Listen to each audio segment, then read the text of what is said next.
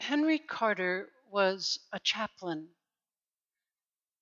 He was a chaplain at a residential facility for children who were troubled with emotional disturbances.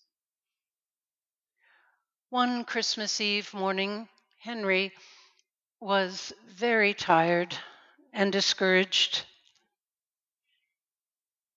Many of the children at the home where he was chaplain had been placed there because there was really no other place for them to go. We can all feel the stress of the holiday season, can't we?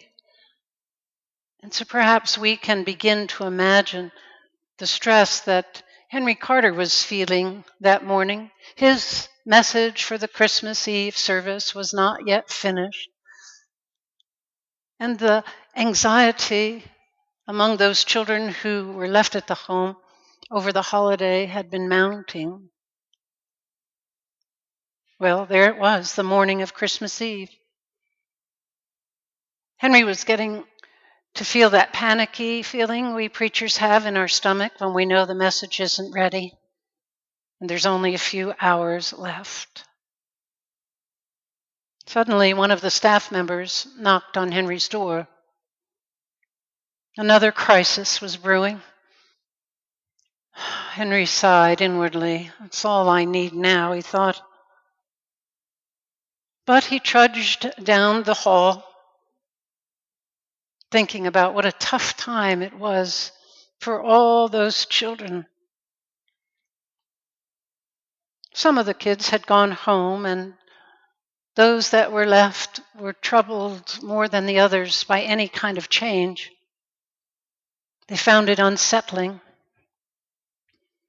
Well, the crisis was little Tommy, a boy who had suffered much physical and emotional abuse in his short life. He'd only recently come to stay at the children's home, and that morning he crawled under the bed and he would not come out. The woman on the staff pointed to one of the single beds in the room. Not a hair or toe peeked out from under the bed. So the chaplain was left to talk to the cowboys and bucking broncos on the bedspread. No answer. He talked about the Christmas tree in the lobby and all the packages underneath. Not a peep. Then, still fretting inwardly about the time that was wasting, Henry dropped to his knees and he lifted up the spread. Two big blue eyes stared back at him. Tommy was 8 years old, but he looked about 5. It would have been no effort at all for Henry to just pull him out from under that bed. But pulling was not what Tommy needed. It was trust and a reason to come out from the bed at all. Henry began to tell him about the special menu for the Christmas Eve supper and the stocking with his name on it. Still silence. There was not a single indication that Tommy had ever heard of nor cared about Christmas.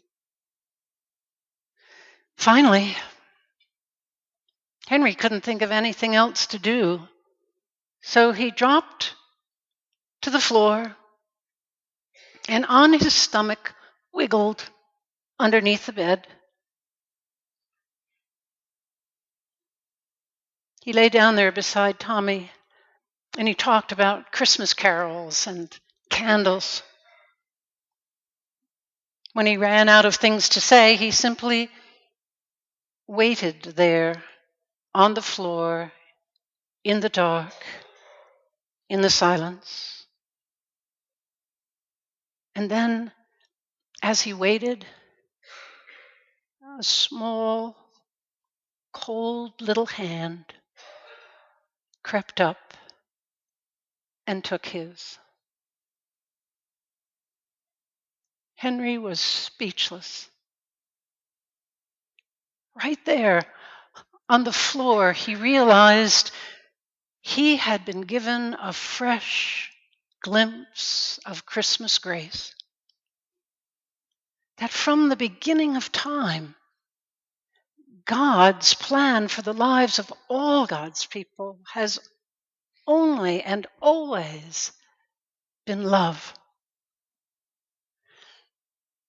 In the shadowed and fearful silences of our lives, God waits with us and for us in the dark. Waits as long as God needs to for us to know God's Christmas grace. Fear not, I am with you always, even to the end of the age.